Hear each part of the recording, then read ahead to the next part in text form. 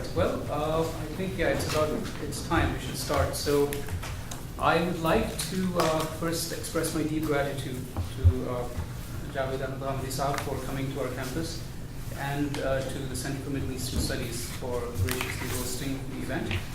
They have been just marvelous partners, absolutely ideal partners, especially the staff here. And I would also like to thank the chair sitting next to me, Dr. Emily Gottridge, for facilitating these matters. Now, the speaker next to me, Javed Ghamidi Sahab, is really somebody who needs absolutely no introduction, but it is a sunnah at our university to say just a few words at least about even the most distinguished of guests. And so I will discharge this duty very happily. So I'll be very brief. I think everyone here knows who he is and the importance of his work and the stature of his scholarship, both in the Muslim world and beyond. So I will be very brief. And then after that, after I've made a few comments about who he is, I'm going to give some ground rules about what's going to happen here in terms of how we want to engage each other and so on. And so here we go. Mr. Javed Ghamidi Sahab is the founder of the Al-Mawrid Institute of Islamic Sciences in Lahore, Pakistan, as well as satellite sister organization Danish Sara. I've only seen this in English. How do you pronounce it? Danish Sara? Sara, oh, right. That makes sense to me. Mr. Ghamidi has been involved in the religious and governmental affairs in Pakistan at the highest level. He is a former member of the Council of Islamic Ideology, a constitutional body responsible for advising the government of Pakistan on religious and legal matters, and has taught at the Civil Services Academy. While Mr. Ghamidi has taken what some might call, I think, a non-traditionalist approach to the interpretation of Islam, that is, in terms of the outcomes and the ahkam, the intellectual underpinnings of his work are grounded within a traditional framework. He is, in my view, one of the most, if not among the intellectuals who also have a public presence, if not the most learned person in the field that I know of, and that I tremendously respect. He understands not just the ahkam and the outcomes of the Islamic tradition, but the codes that produce those ahkam, the usul and the arguments historically that have brought us to the Islamic tradition to produce a historical canon. And he is therefore in the most envious position to be able to say something about the constitution of the Islamic tradition more than anyone else, I think. His understanding of Islamic law has been presented concisely in his important book, Al-Mizan, and we are delighted to hear from him this morning.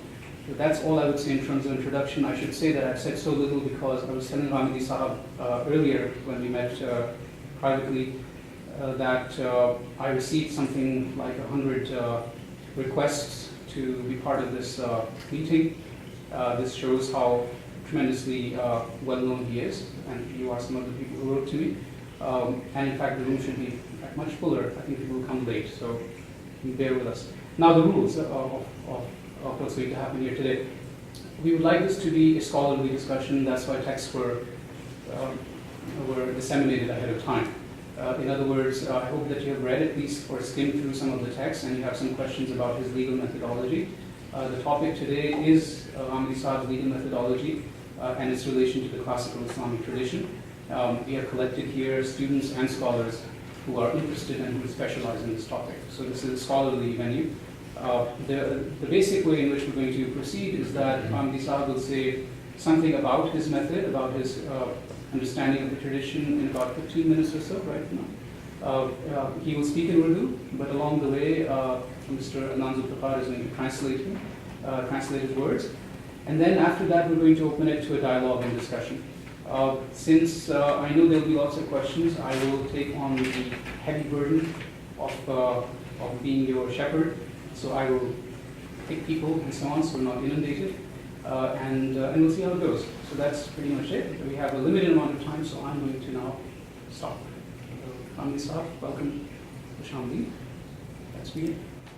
Alhamdulillah. Alhamdulillah Rabbil Alameen, wassalatu wassalamu ala Muhammadil Ameen. A'udhu billahi minash shaitanir rajeem, bismillahir rahmanir rahim.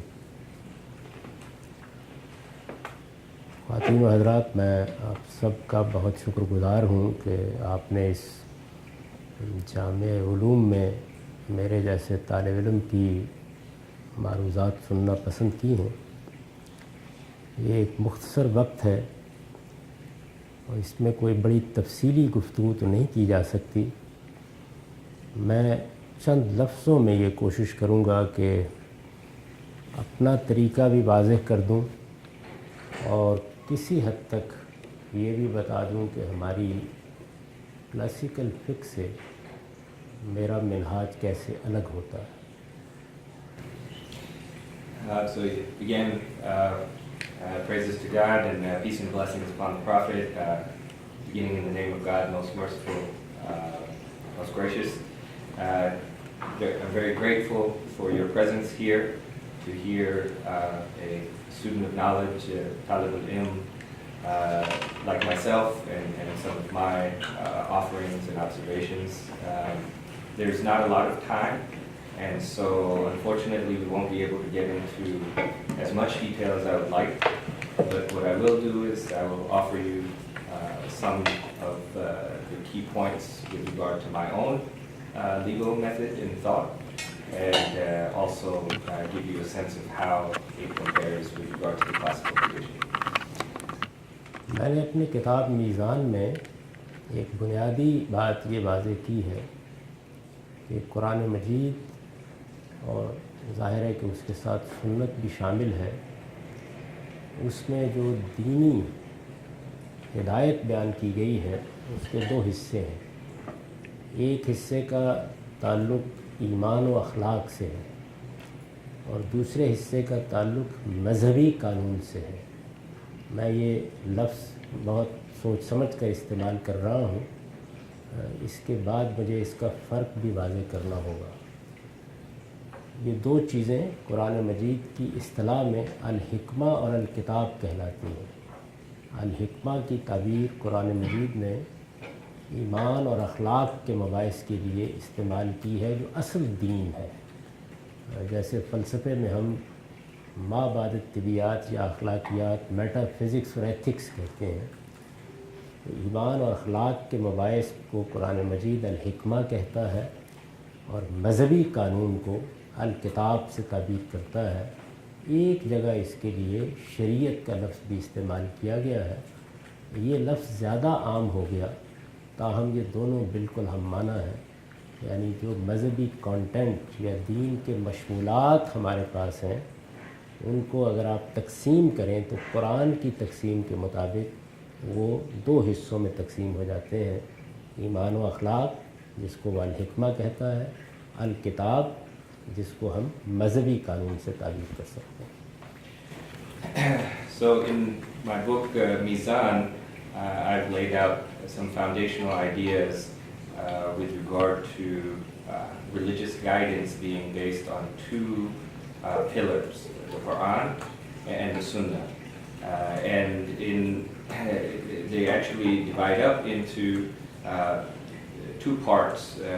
Sort of religious guidance really divides up into two parts.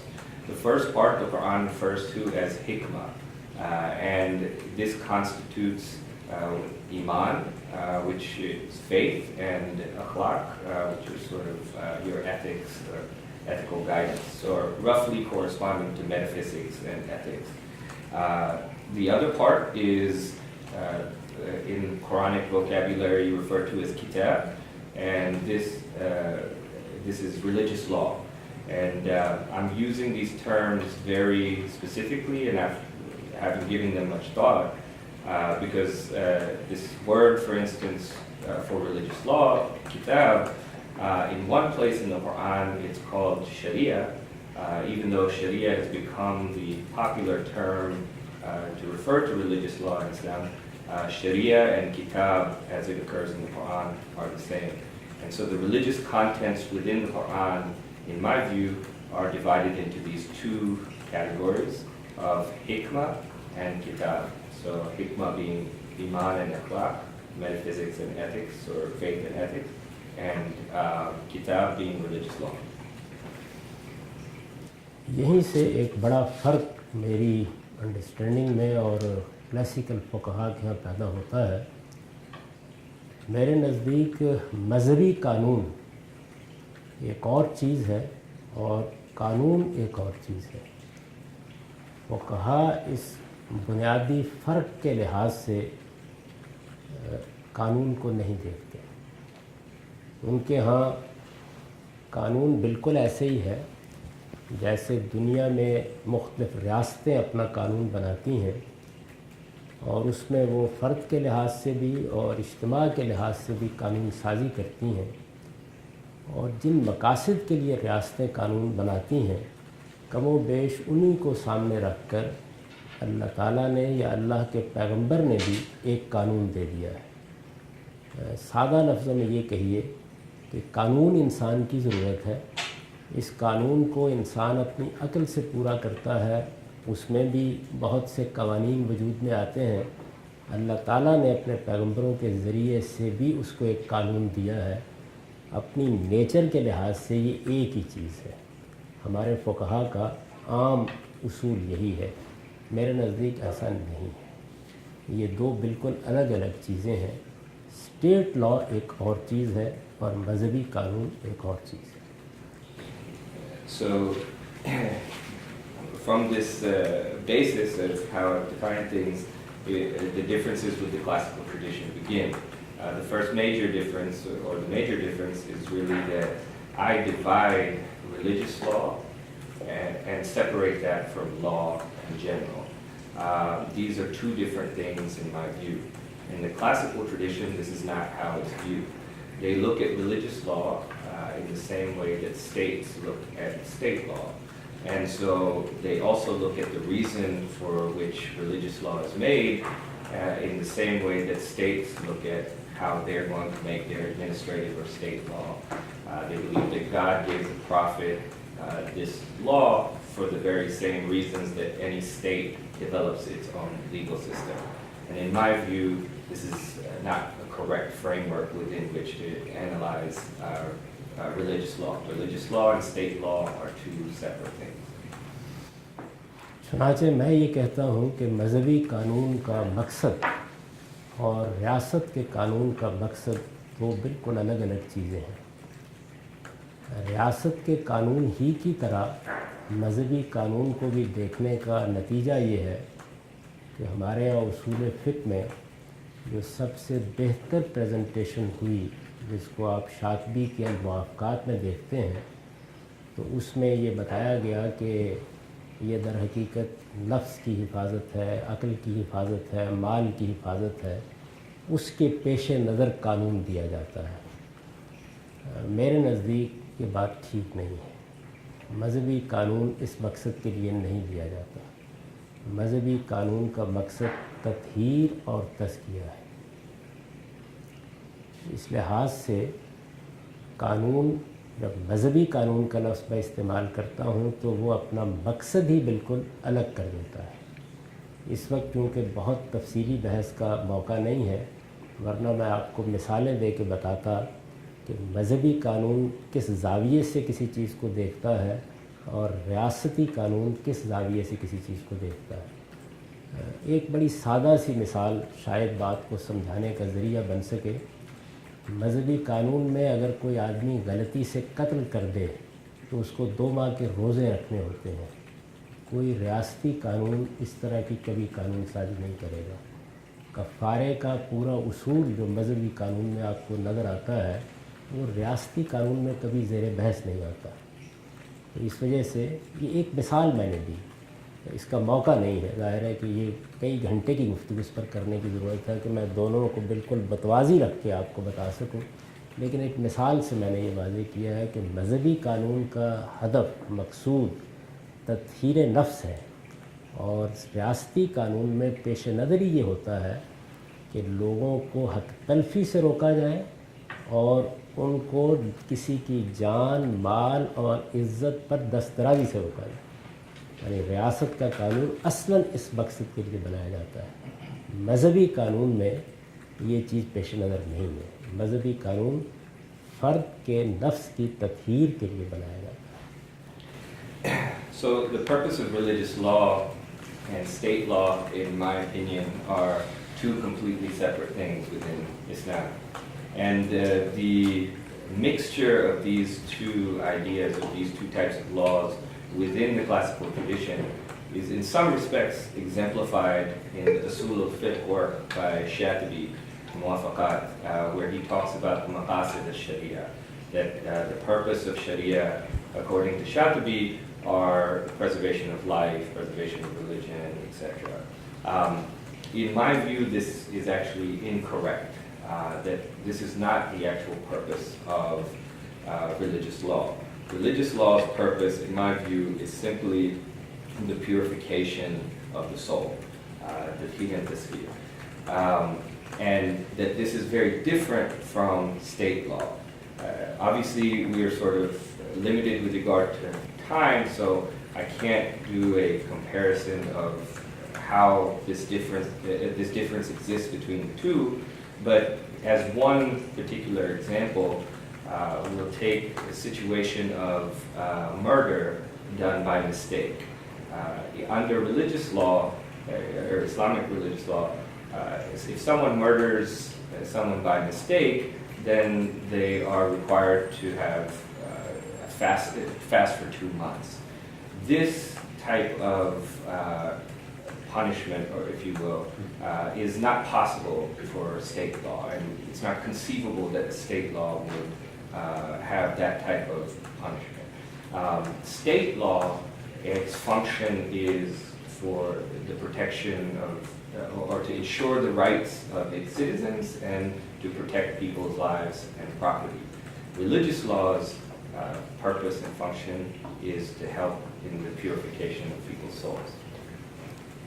चनाचे इसी बात को आगे बढ़ाते हुए मैं ये कहूँगा कि अगर आप रियासत के कानून के लिहाज से मिसाल के तौर पर शरीयत की सज़ाओं को देखेंगे तो आप उनके मकसद से इन्हिराफ करेंगे। रियासत के कानून में सज़ा के कई मकासद होते हैं, यानी लोगों को प्रिवेंशन के लिए कोई सज़ा देनी है या उनको किसी जुर्म के नतीजे में पनिश करना है, और उसमें बहुत सी बहसें रियासती कानून के लिहाज से हम कर सकते हैं। लेकिन मज़हब में जब कोई सज़ा बयान की जाती है तो ये दर हकीकत खुदा के साथ इंसान ने एक अहद बांध कर अपने नफ्स को आलूदा कर लिया, उसको पाक करने का ज़रिया है। यानी ये अपनी ज़ात में कोई रियासती कानून की नौइयत सज़ा भी नहीं है। मैंने ये एक सादा सी मिसाल दी ताकि आप इसको समझ सकें। इसकी बड़ी तफसीलात हैं, जो किसी वक्त मौका हो तो मैं उसको बयान कर सकता हूँ। बताना ये मकसूद है कि मज़हबी कानून एक बिल्कुल अलग चीज़ है। इसको जब आप रियासती कानून के पैरेलल रख कर या रियासती नौइयत का कानून समझ कर मुताला करते हैं, जैसे कि हमारी फ़िक़्ह में बदकिस्मती से हो गया है, तो इससे बड़ी गलतफ़हमियाँ पैदा होती हैं और ये मालूम भी नहीं होता कि असल हकीकत क्या है। So if you look at Sharia punishments from the prism of state law, or from a state law perspective, then what you end up doing is actually removing the actual purposes of those punishments, those religious law, Sharia punishments, and applying a state law purpose. The state has various reasons that it will penalize people for committing crimes. It has to handle its society. It may have a variety of different things, and those can be debated within a society as to what the state's purpose is to penalize people. But in religious law, the purpose of punishing somebody for a particular crime is in order to help them purify themselves or make amends for transgressions that they have done against God's will. So in some respects, I wouldn't even frame it as a punishment as such. And so when you put these two together, when you put them parallel to each other, state law and religious law, as has been done in the classical fiqh or legal tradition, then it creates the potential, and has created a lot of areas of confusion. इसी का नतीजा वो दूसरा फ़र्क है जो मेरी अक्सर तहरीरों में भी लोगों को नज़र आया होगा, वो ये कि मेरे यहाँ जब भी मज़हब बयान किया जाएगा तो उसका माख़ज़ सिर्फ़ दो चीज़ें होंगी, एक कुरान और सुन्नत। और फुक़हा जब उसको कानून की नज़र से बयान करते हैं तो वो आम तौर पर ये कहते हैं कि इसका माखज़ कुरान है, सुन्नत या हदीस है, इजमा है, क़यास है, और फिर इससे भी आगे और बहुत सी चीज़ें, मसलन इस्तिसाब है या इस्तिहसान है या मसाले मुरसला है, बहुत सी चीज़ें उनके यहाँ ज़ेर बहस आ जाती हैं। उसकी वजह यह है कि वो सारे मामले को बिल्कुल ऐसे देख रहे हैं जैसे एक, मैं मिसाल दे रहा हूँ, अमरीकी रियासत का कानून है और एक इस्लामी रियासत का कानून है। तो मेरे नज़दीक ये पैराडाइम अपनी असल में ही ठीक नहीं है। रियासत का कानून एक मुसलमान रियासत में भी उन्हीं खतूत पर बनेगा जिन खतूत पर दुनिया के कानून बनाए जाते हैं या बन रहे हैं या बनेंगे। मज़हबी कानून इससे बिल्कुल एक अलग चीज़ है, और यही वजह है कि इसका माखज़ मेरे नज़दीक सिर्फ़ कुरान और सुन्ना है। इसके सिवा कोई चीज़ भी इसके माखज़ के तौर पर बयान नहीं की जा सकती। इज्तिहाद के बारे में मैंने लिखा भी है और शायद आपके पास में पहुंच भी गया हो। उसमें मैंने ये बताया है कि जो कुरान और सुन्ना में बात बयान की जाती है, सिर्फ़ उस पर अमल में कोई मसला पेश आ जाए तो वो दायरा है जिसमें एक फ़कीह या दीन का एक स्कॉलर मजमूई मामले को सामने रख कर कोई राय देता है। यानी ये भी एक बिल्कुल महदूद और मुतय्यन दायरा है। स्टेट लॉ में हमें बहुत से माखज़ की ज़रूरत पड़ती है। यानी जब हम रियासत का कानून बनाते हैं तो उसमें कॉमन लॉ की भी एक अहमियत है, उसमें रसूम की भी एक अहमियत है, रिवाज की भी एक अहमियत है, और बहुत सी चीज़ें हैं जिनकी अहमियत होती है। लेकिन यहाँ असल चीज़ कुरान और सुन्नत है, और उन्हीं से जो कुछ अक्स किया जाता है उसको मज़हबी कानून की हैसियत से पेश किया जाएगा। इससे आगे अगर कोई बात है तो उसको आप अपनी किसी अलग हैसियत में बयान कर सकते हैं, लेकिन ये नहीं कह सकते कि मज़हबी कानून का माखज़ कुरान, सुन्नत या फ़लाँ और फ़लाँ चीज़। यहाँ चीज़ें ही दो हैं।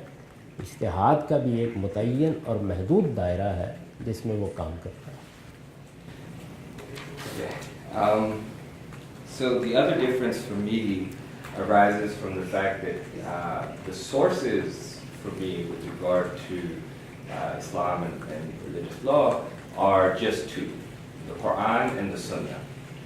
For the classical jurists, the fuqaha, they have several sources that they developed. The four that we know being Quran and Sunnah, and then ijma or consensus, qiyas or analogical reasoning, and others like maslaha, istihsan, etc., juristic preference, social context, or social benefit. And that is because the fuqaha, the classical tradition, are approaching law in the same way that the American state or a Muslim state will approach law. And I believe that this paradigm is incorrect. A Muslim state that is developing its law must and should develop its law on the basis of how any state will develop its laws. So that its state law should be developed like other states develop their law. Similarly, with regard to ijtihad, briefly, as you may have read in the article that you were given, for me, ijtihad occurs where if any issue in the Quran or Sunnah in a particular situation requires some additional input from a scholar to come up with an opinion to address that issue, then in this limited way, ijtihad functions there.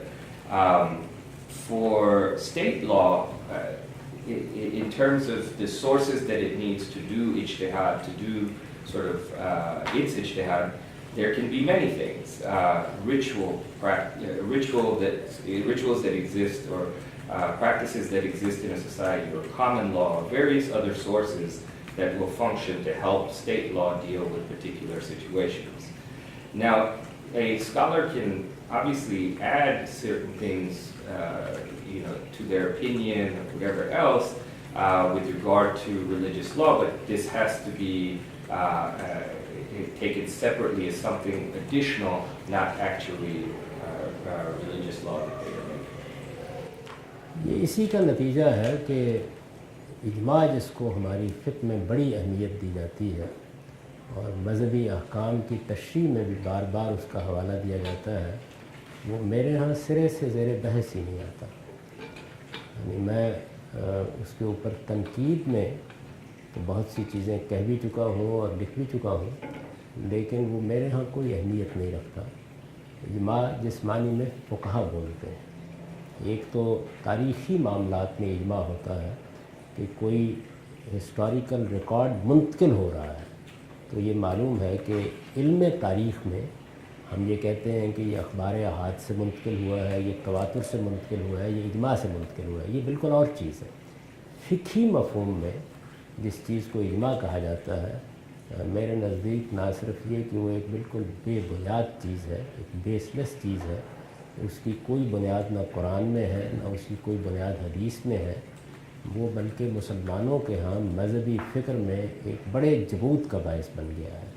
تو اس وجہ سے میں نے اس کی مکمل نفی کر دی. یہ بتا دیا ہے کہ یہ در حقیقت کوئی چیز ہی نہیں ہے، سرے سے کوئی ایسی چیز ہی نہیں جو مذہبی قانون یا مذہبی معاملات کی شرح و وضاحت میں کسی بھی درجے میں پیش کی جا سکے. یعنی اس کی بالکل آخری صورت، ظاہر ہے میرے پاس اس کا وقت نہیں ہے کہ میں اس کی مزید وضاحت کروں، اس کی بالکل آخری صورت جس کو صحابہ کا اجماع کہا جاتا ہے، میں اس کے بارے میں بھی یہی رائے رکھتا ہوں. یعنی وہ بھی اگر کسی چیز کو سمجھنے میں، کسی چیز کو جاننے میں، اس کو انٹرپریٹ کرنے میں کسی چیز پر اتفاق کر لیتے ہیں اور وہ اتفاق ایک قانون کی حیثیت سے نافذ ہو جاتا ہے، تو میرے نزدیک اس صورت میں بھی اس پر بحث ہوگی اور دلیل کی بنیاد پر اس کو رد کیا جا سکتا ہے.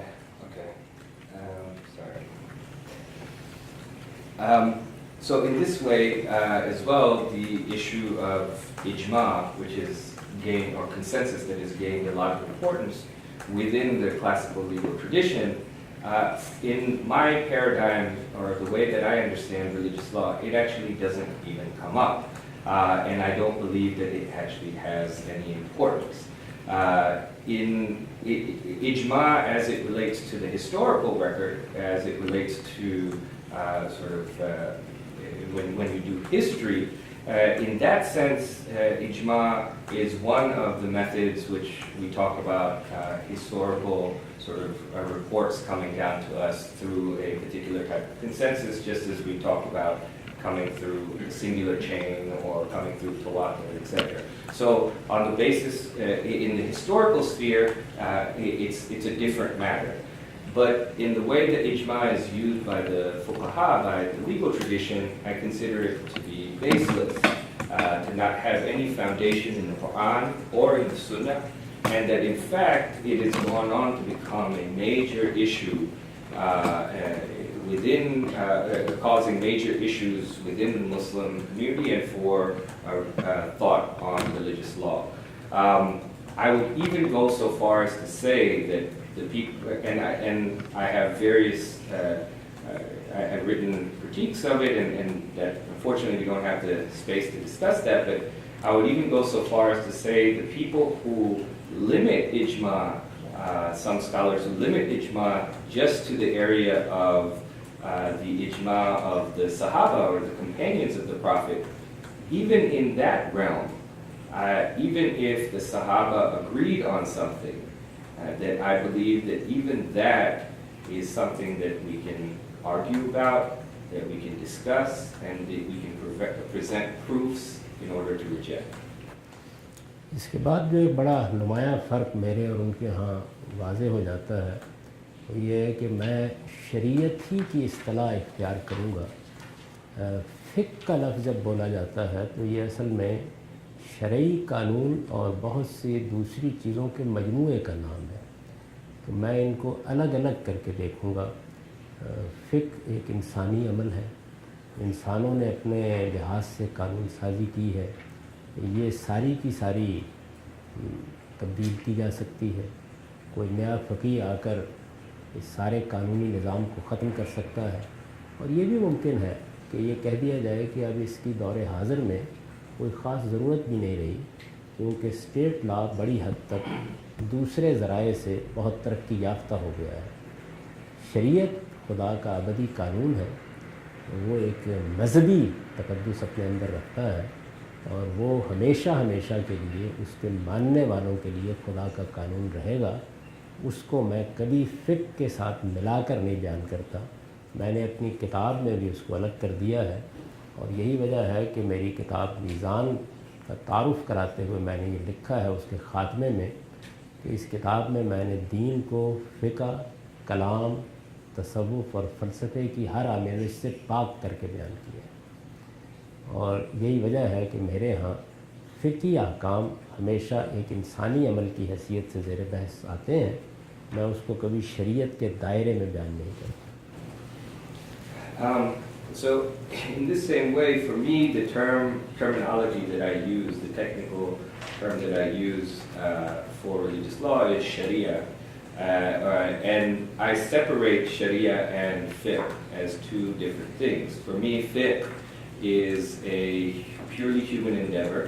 That is something which can all be changed at a certain point or finished or by some new jurist who may come along, who may say that it doesn't necessarily have particular use, and some may even go so far as to argue that in modern times the state law has made developments in the areas of fiqh which have actually led to the classical fiqh not being as useful in modern times. The Sharia, on the other hand, for me, is sacred, is everlasting, and I never mix it with the fiqh. And that's why if you look in my book Mizan, I have purposely at the end or at certain points stated that in this book of mine I have removed all of the terminology as it relates to fiqh, as it relates to kalam or sort of theology, tasawwuf or Sufism, and falsafa or philosophy. I have removed those ideas and categories and terms, technical terms associated with those from my book on purpose. मेरी गुफ्तगू का वक्त ख़त्म हो गया। ये कभी तफसीली गुफ्तगू का मौका हो तो जितने मैंने इम्तियाज़ात बयान किए हैं अगर मैं इनका इस्तिक़सा करूं तो शायद 25 के करीब होंगे। इस वजह से मैं यही बात ख़त्म कर रहा हूँ ताकि आप इन चीज़ों पर सवाल कर सकें। अक़ूलु क़ौली हाज़ा वस्तग़फ़िरुल्लाह ली व लकुम व लिसाइरिल So unfortunately our time is up, and if I could, there actually probably about 25 odd points that relate to this that we could go into deeper discussion with, but in order to give you an opportunity to ask me some questions, I'll conclude here. And stuff. I ask for forgiveness from God and I seek His mercy. Thank you, Ramdi Sahib, for Shukriya. I hope that Ramdi Sahib will in fact come back and give us and teach us more in more detail. But I wanted to turn now to your questions. I think we have about 25 minutes or so, half an hour. So the floor is open. I could be your steward. Yes. So should I go ahead and go in? Yes. What are the rules? Should we ask questions in English? No, English is fine. So, Ramdi, you stated that as in the main topic of your talk was there is a difference between the religious law and state law. So one question is that when an individual in a Muslim state commits something that is punishable both under the religious law and the state law, then is he subject to two different punishments, or is it just the state law? For example, you said that if you commit murder by an accident, then the religious law says that you must fast for 16 days, whereas the state might have different punishment for that. So what should be done? ऐसा ही होगा। इसी वजह से मैंने बहुत तफसील के साथ इस मौजू पर गुफ्तगू की है बहुत से मौक़ों पर, और ये बताया है कि जिस तरीके से बाकी रियासतें कानून साजी करती हैं, हम भी चोरी के बारे में, क़ज़्फ़ के बारे में, हतक के बारे में, दूसरी चीज़ों के बारे में कानून साजी करेंगे। और वो रियासत में आज हम एक जदीद कौमी रियासत में रहते हैं, सबके लिए एक यकसा कानून साजी होगी। उसमें सिर्फ इतनी बात लिखने की ज़रूरत होगी कि अगर कोई मुसलमान जो शरअ सदर के साथ इस्लाम को समझता है वो इस जुर्म का इर्तिकाब करेगा और उसके पास कोई उज़र नहीं होगा पेश करने के लिए, तो उसको फिर वो सज़ा दी जाएगी जो अल्लाह ताला ने उसके लिए मुकर्रर की. So yes, in my view, both punishments would be functioning. From a state standpoint, like in other places where they make laws, in other states that make laws, laws would be made that would be equally applicable to all its citizens, Muslims, non-Muslims. And then all additionally you would need to add would be something to the effect of if there is somebody who is Muslim and has no excuse with regard to the particular crime that they committed, that they will also incur the punishment prescribed in the Sharia. यानी जो बात मैं कहना चाहता हूँ ये है कि ये चोरी को रोकने की कोई सज़ा नहीं है, ना इसके ऊपर इस दाविये से बहस होनी चाहिए. ये इस बात की सज़ा है कि एक शख्स ने खुदा के साथ ये अहद किया कि वो उसका बंदा बनकर रहेगा और उसने खुदा के उस अहद को तोड़कर चोरी कर डाली. तो अगर वो मज़हब के सही शऊर के साथ इस जुर्म का इर्तिकाब करता है और अदालत मुतमिन हो जाती है तो उसको ये सज़ा दे दी जाएगी, ये आम सज़ा नहीं.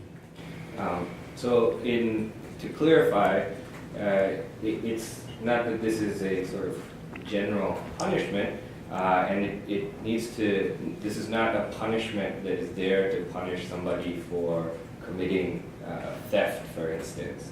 That's not the purpose there. The punishment is that if somebody who has said that they are living under God's law, or as like a Muslim, if you will, that they have taken an oath with God that they will follow particular rules and regulations, and that it's the breaking of that oath that this is sort of the consequence of that. But that will be someone who a court or state determines has a sort of full sense of religion and is making a concerted choice to do this crime and is sort of fully cognizant of their actions and the fact that they're breaking God's oath here.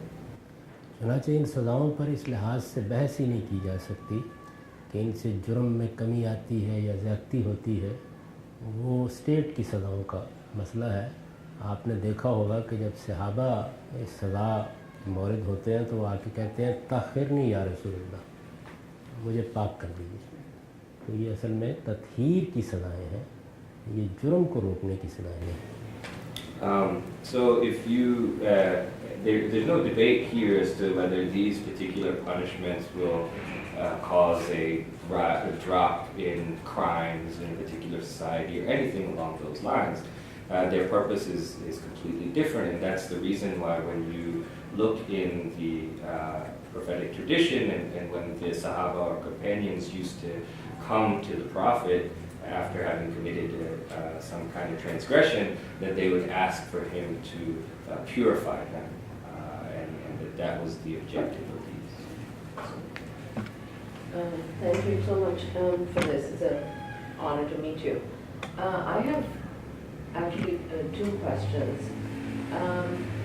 When you say that the fuqaha develop different sources such as qiyas, ijma, maslaha, istisana, ijtihad, and so on, that what in fact they did was to bring state concerns into the heart of religious law.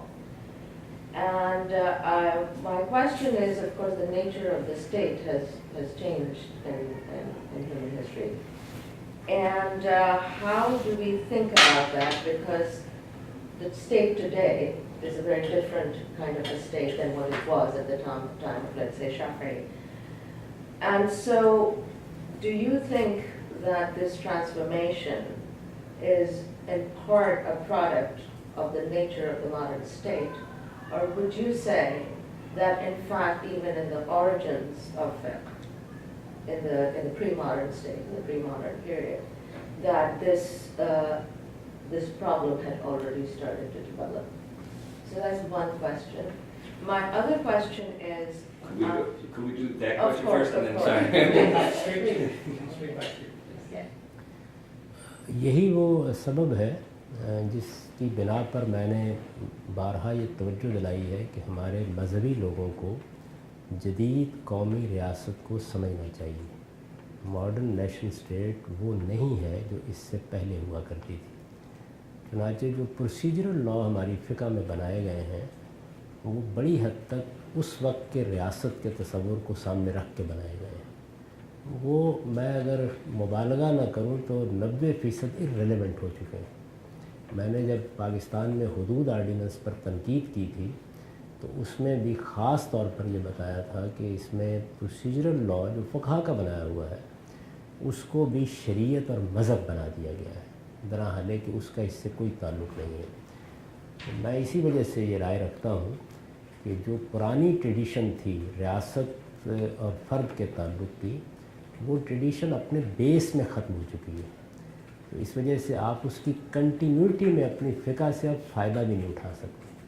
آپ کو ایک نئی دنیا ہی تخلیق کرنی پڑے گی، اور دنیا وہ بڑی حد تک تخلیق ہو چکی ہے.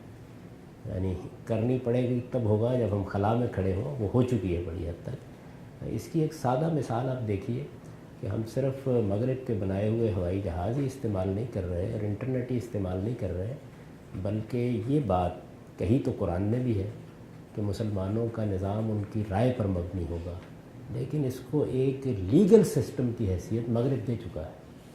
اور آپ کی مقننہ عدلیہ انتظامیہ اب جن فرق کے ساتھ کام کر رہی ہے، یہ آپ کی قدیم فقہ میں سرے سے موجود ہی نہیں. تو اب یا تو آپ اس پورے کے پورے نظم ہی کو چیلنج کر دیں، ورنہ دنیا تبدیل ہو گئی. تو اس لیے میری گزارش یہ ہے کہ فقہا نے جو ٹولز استعمال کیے اس وقت، وہ اس وقت قابل عمل ہی رہے.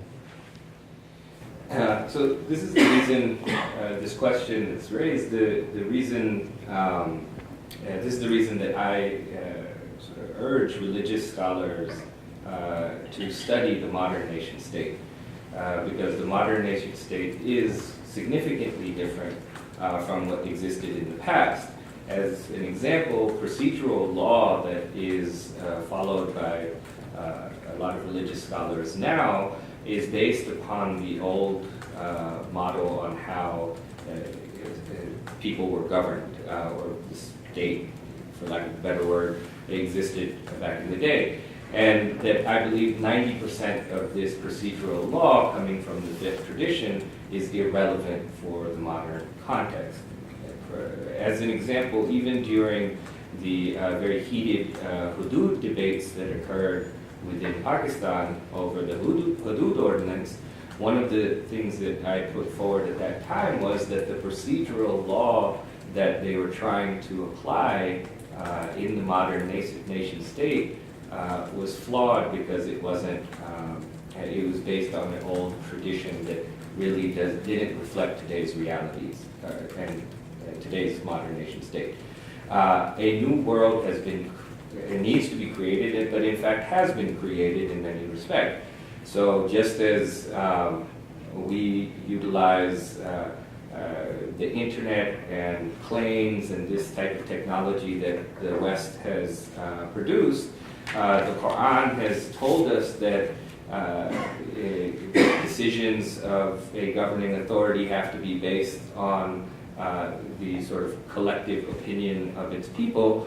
The system that has come into place to reflect or bring into action this Quranic injunction, and that exists throughout the Muslim world, is actually something we've also gotten from the West, and that this is the new world, this new system that we're functioning in, and we need to understand it in order to apply the religious law, or we need to totally overturn it completely everywhere. ایک صرف ایک چند لفظوں کا اضافہ میں کر دوں. ہماری قدیم فقہ جس اسٹیٹ سے واقف ہے اس کی سرحدیں فاتح طے کرتے ہیں، اور اس میں رہنے والے لوگ حاکم اور محکوم میں تقسیم ہوتے ہیں. جدید قومی ریاست کی سرحدیں بین الاقوامی معاہدہ طے کرتا ہے، اور اس میں رہنے والے سب برابر کے شہری ہوتے ہیں. یہ اتنا بڑا فرق ہے کہ اگر اس کو آپ سمجھے بغیر اس فقہ کا رشتہ آج کے دور سے قائم کرنا چاہیں گے تو دنیا کے سامنے مضحکہ بن جائے. So one additional comment I want to make with regard to this is that the fiqh tradition that's utilized even today is premised upon the idea that the state that existed in the past was a conquering state. And so the relationships that existed in those states were between the ruler and the ruled.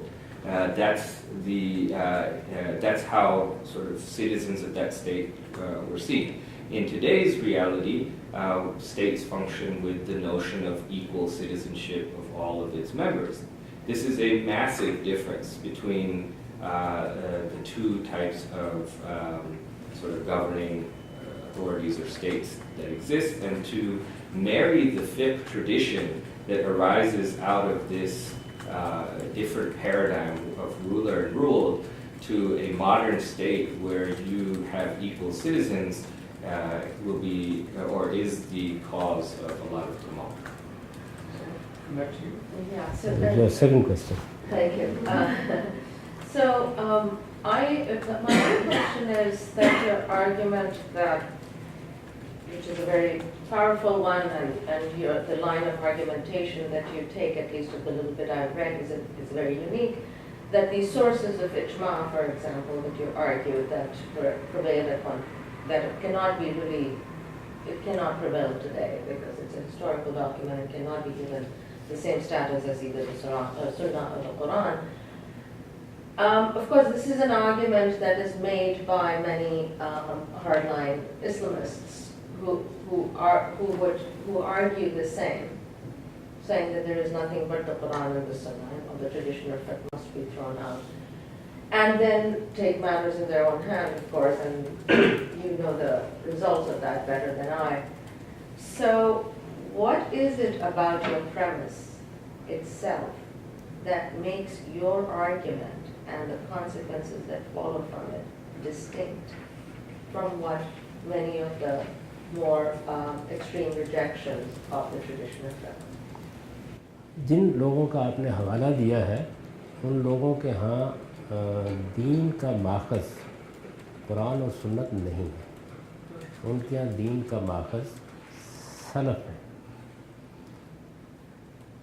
जिन लोगों की तरफ आप इशारा फरमा रही हैं उनके यहाँ सलफ़ है। सलफ़ से मुराद ये है कि वो तारीख़ी वाक़या जिसने सहाबा और ताबईन की एक कम्युनिटी तख्लीक करके हमारे सामने फ़र्द, रियासत और उनके बाहमी ताल्लुक़ का एक नमूना पेश कर दिया, तो उनके यहाँ माखज़ अमली तौर पर वो है। और जितना इस वक्त फसाद पैदा हो रहा है वो इस बुनियाद पर पैदा हो रहा है, वो इसको कुरान और सुन्नत कहते हैं, दरा हालांकि उनका असल माखज़ ये नहीं है। यही वजह है कि उसको सलफ़ी ताबीर कहा जाता है दीन की। So the people that you are referring to, or you make mention to, their sources are actually not the Quran and the Sunnah. Their source is actually just the Salaf, or the highest ancestors, and this is their only source. The historical occurrences of that, or reality of that period, is the determining factor for them as to what religion will arise out of, and they simply call this historical sort of occurrence the Quran and Sunnah, but in fact that is the tradition that they are deriving religion from, and this is the reality of the relationship between the individual and the state during that period. They are not deriving that from the Quran and Sunnah, but are actually taking that historical sort of occurrence as the religious sort of doctrine. मैं मज़ीद वज़ाहत कर दूं कि वो जिस वक्त उस tradition को या उस वाक़े को एक बिल्कुल आखिरी हकीकत के तौर पर लेकर उसकी रोशनी में कुछ तय कर लेते हैं, तो उसके बाद ज़िम्नी तौर पर कुरान को और हदीस को भी कोट करते हैं, यानी वहाँ वो असल की हैसियत से कभी भी खड़ी नहीं होती। मैं उसकी मिसाल देता हूँ कि एक तरीका ये है कि एपोस्टेसी एक बड़ा अहम मसला है, इर्तिदाद हो गया है तो उसकी सज़ा देनी है। तो उनके यहाँ सैयदना अबू बकर सिद्दीक का जो इक़दाम है जिसमें उन्होंने मुर्तद्दीन को सज़ा दी, वो एक वाक़े की हैसियत से एक एस्टेब्लिश चीज़ बन गया है। असल सोर्स वो है। अब उस सोर्स के लिहाज से कुरान को भी देखा जाएगा और हदीस को भी देखा जाएगा, यानी तरतीब ये नहीं है। समझाने के लिए मैंने इसकी मिसाल दी थी कि कोई आदमी अगर पाकिस्तान में ये तय करने के लिए बैठे कि यहाँ क्या लोगों को हक़ दिया गया है कि वो वोट दे दें, तो एक तरीका ये है कि वो ये देखे कि पाकिस्तान का आईन क्या कहता है, और दूसरा तरीका ये है कि वो ये देखे कि पाकिस्तान में वाक़या क्या है। तो वाक़या ये है कि बहुत से इलाक़ों में 2013 के इलेक्शन हुए ही नहीं और बहुत सी जगहों पर औरतों ने वोट दिया ही नहीं है। तो वाक़े को बुनियाद बना के आप एक नतीजा अख्ज़ करेंगे और आप आईन को बुनियाद बना के एक दूसरा नतीजा अख्ज़ करेंगे। तो अगरचे वो कह सकते हैं कि हमने जो वाक़यात बयान किए हैं वो उसके मुताबिक आईन में भी ये लिखा हुआ है, तो यहाँ आईन या दस्तूर या कानून नीचे ज़ेर बहस आता है, वो असल सोर्स नहीं है। असल सोर्स सलफ़ी ताबीर है।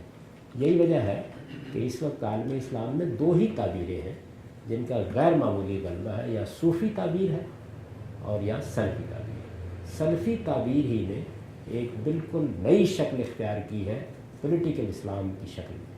तो ये ज़ाहिर है इस वक्त मेरा मौजू नहीं है, वरना मैं बहुत तज्ज़िया करके आपको बताता कि ये कैसे असल में होता है और मैं क्यों कहता हूँ कि इसमें माख़ज़ कुरान और हदीस नहीं, सुन्नत नहीं है। इसमें माख़ज़ एक वाक़या है जो रिसालत मआब सल्लल्लाहु अलैहि वसल्लम के बाद हुआ और एक अजीम तारीख़ी वाक़े की हैसियत से सोर्स ऑफ इंस्पिरेशन भी है, सोर्स ऑफ लॉ भी। Just one additional point I wanted to make on this, that the process they go through is that they take whatever they believe to be the historical occurrence or whatever they consider to be historical fact from that period of the companions, and then after that they apply the Quran and Sunnah to explain that how this comes from Quran and Sunnah. So, for instance, as an example, we take the issue of apostasy. For this particular group, what they will do is they will look at the fact that Abu Bakr, the first caliph after the Prophet's death, that he engaged in these wars or these battles to deal with the issue of apostasy. They take that as an established practice. Subsequent to that, then they will apply the Quran and the Sunnah to justify why Abu Bakr behaved in a particular way. So the methodology that they're applying, they're not actually taking the Quran and the Sunnah as their principal sources. Their principal source is still what they consider to be the established practice or historical occurrence from that period. As an example of how this sort of hypothetically functions, if you today went to Pakistan and you asked the question whether people are allowed to vote in Pakistan, you would approach it with these two different frameworks. You could approach it, so in the source, are Pakistanis allowed to vote? So you look at the constitution and say, oh, is voting allowed here or not? Or you would look at what the established practice or historical sort of occurrence is, and there you may see that, oh, in a particular area people don't vote, or women are not particularly voting there, and then from that you would draw very different conclusions as to whether Pakistanis are allowed to vote or not.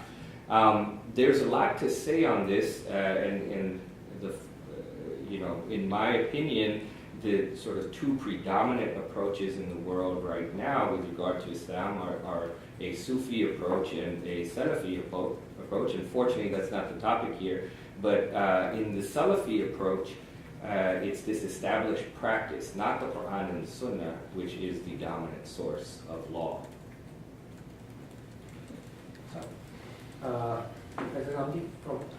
From what I've understood of your method is that you are making a distinction between private space and public space, where private space is supposed to be governed by the religious law and the public space is being governed by the state law.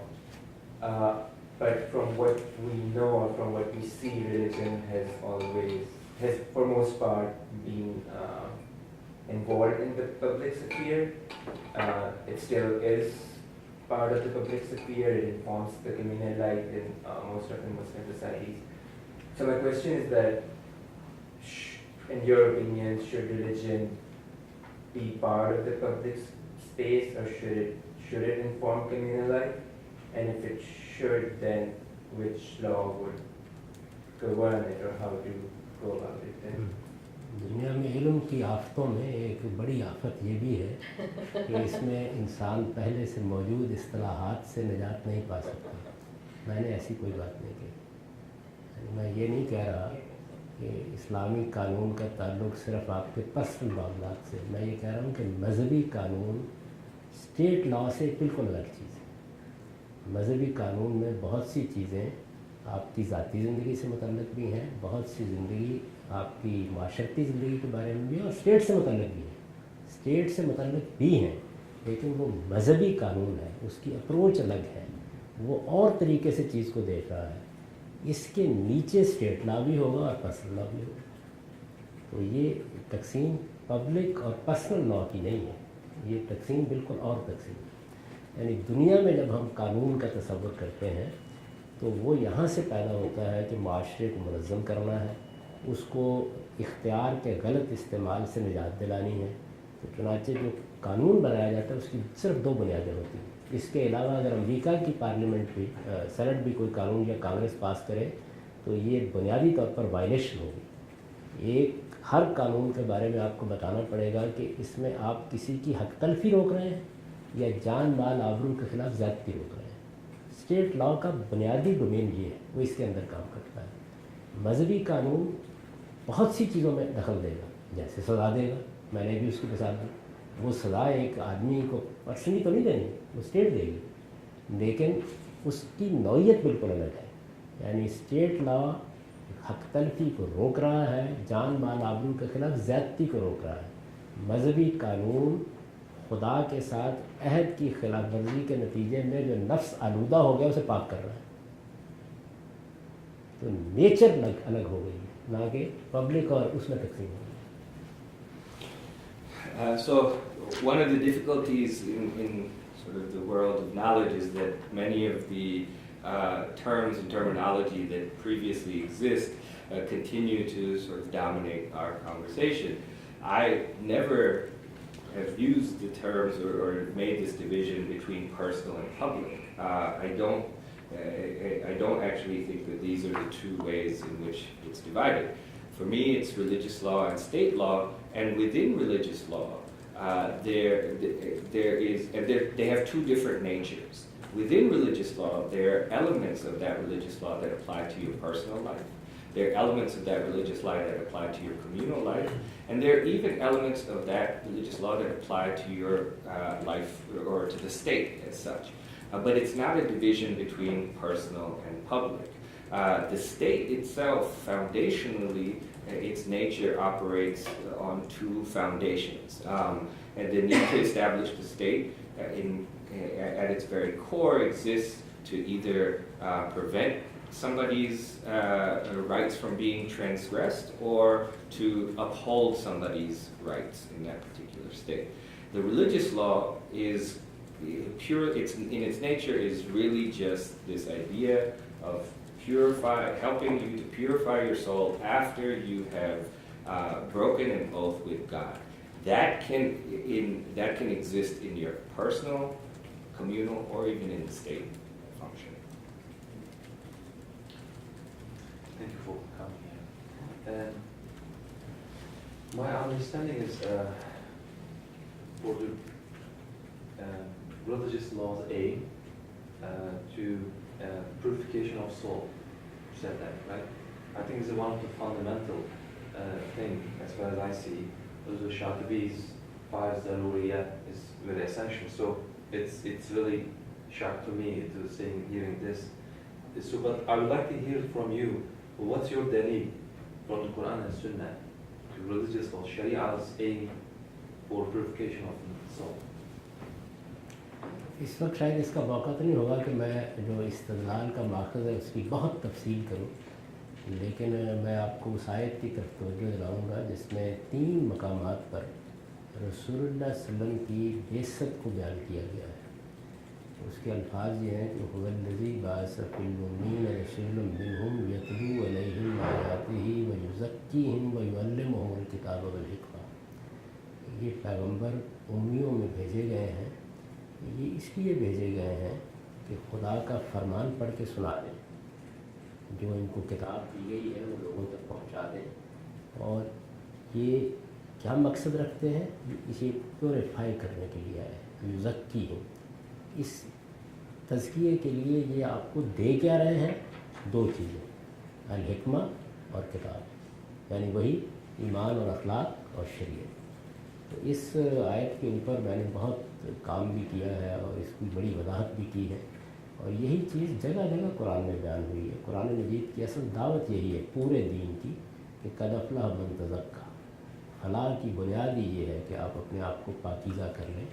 असल में पैगंबरों की दावत एक ही लफ्ज़ में ये है कि खुदा इस दुनिया में से अपनी अगली दुनिया के लिए लोगों का इंतखाब कर रहा है, और इंतखाब की बुनियाद क्या है कि किसने कितना अपने आप को पाक कर लिया।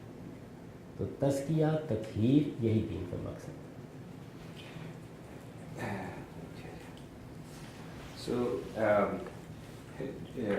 unfortunately, due to sort of time, we can't have a lengthy discussion on all the dalil that I believe exists, but let me point you in the direction of the verses in the Quran that deal with the purpose of the Prophet, peace be upon him.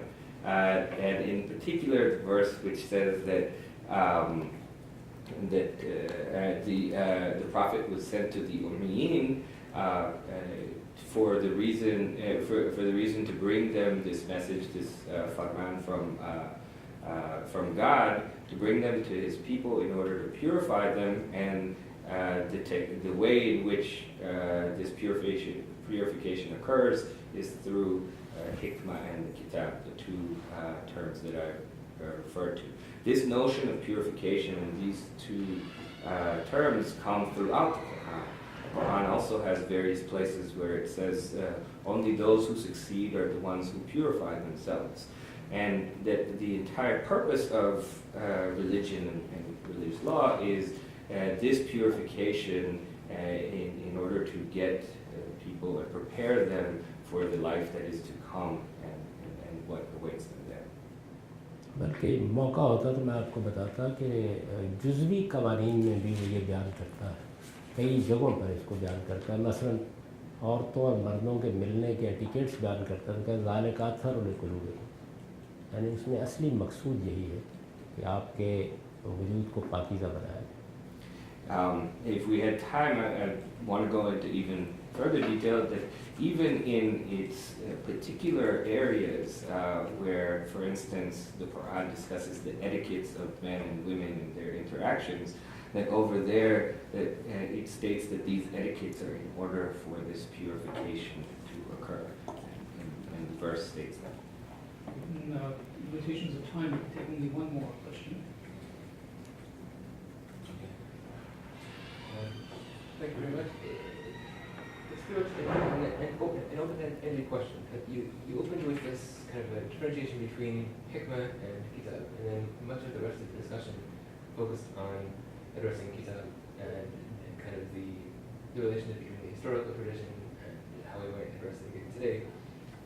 So it's an open-ended kind of question on the relationship between hikmah and kitab, because hikmah, which you mentioned, encompasses iman and akhlaq, would also seem to be directed at this purification in much the same way that the kitab does as well in this typology. So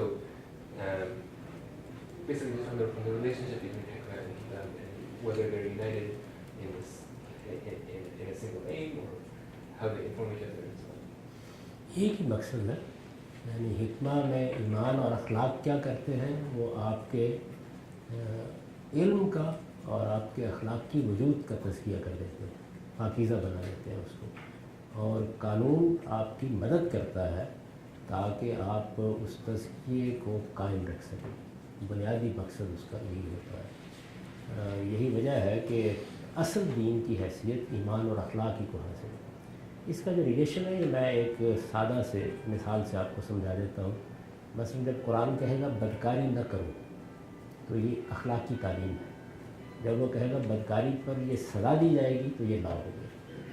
यानी relation ये है कि जो law है वो असल में अखलाकी उसूलों ही के ऊपर मौजूद होता है, लेकिन वो क्या काम करता है, वो एक तरह से हदबंदी का काम करता है ताकि कोई बड़ा इन्हिराफ न हो पाए। So, in my opinion, these two things, hikmah and kitab, actually have a singular purpose. That hikmah deals with the purification of your ilm, your knowledge, and your character, and that the qanun, or the kitabs, or the qanun, the law, helps you sustain this. That is how they function together. But that the actual sort of the core of religion is in that hikmah, in that in the iman and ikhlaq, and that, for instance, the Quran will tell you that you shouldn't do you shouldn't do these misdeeds, and that the law functions in a way to help you stay on that path. Well, with that, unfortunately, we have to end today's session, but as I said, we hope very much that you'll come back and stay with us for a while and teach us more and answer questions. So let's thank Alam Sahib.